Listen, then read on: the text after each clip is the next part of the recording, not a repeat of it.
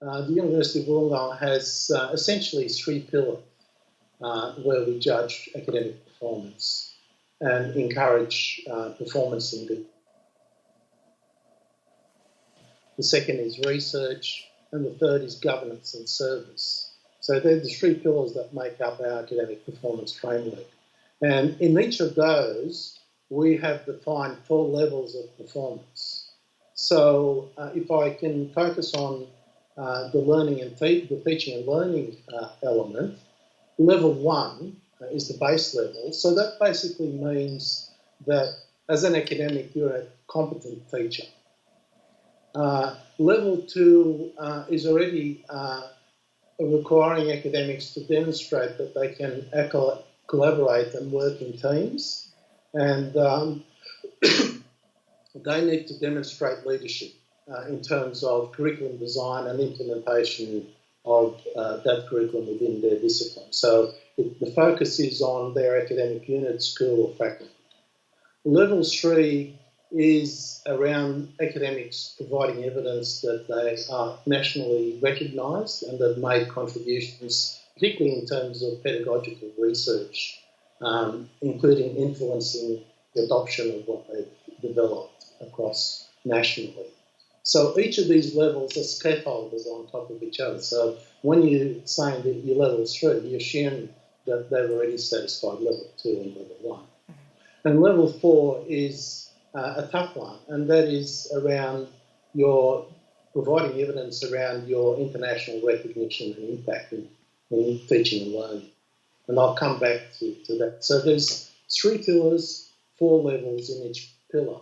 Now, an academic that's looking for promotion or that we're assessing their performance, they actually elect which level they want to be judged at when they go for promotion. So we don't say, the university does not dictate what levels are required in terms of what are the high levels. So, for example, we have a very similar system to the British academic sort of career structure.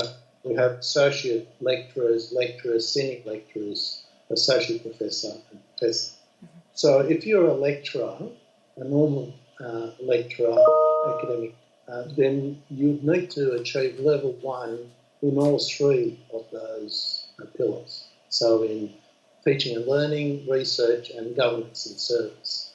If you're going for a senior lecturer level, then you need to achieve level 2 in terms of performance in at least 2 of those pillars. So it would be a 2-2-1. Mm-hmm. So, for example, somebody could elect to be assessed for promotion on the basis of being a 2 in teaching and learning, being a 1 in research, and being a 2 in governance and service. Mm-hmm. It's up to the academic to decide how they want their case to be judged.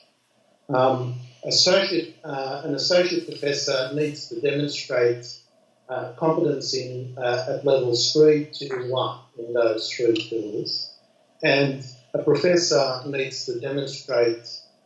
So you remember that level 3 is actually national recognition and impact. So a professor needs to demonstrate to be promoted to professor.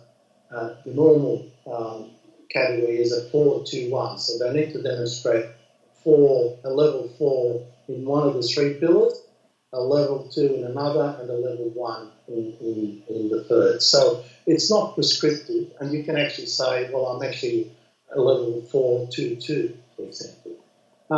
What we found with that 4-2-1 over a period of about 5 years was that we were getting lots of people promoted on the basis of their research with a 4, but the number of people that were being promoted in teaching and learning, as well as in governance and service, very difficult to demonstrate level 4.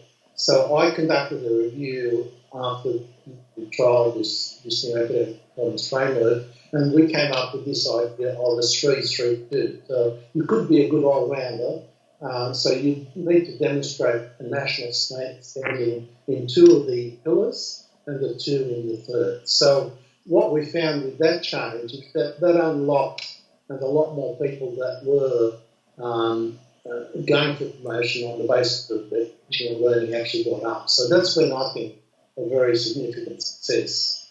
So that's essentially the structure on which we assess applications for promotion.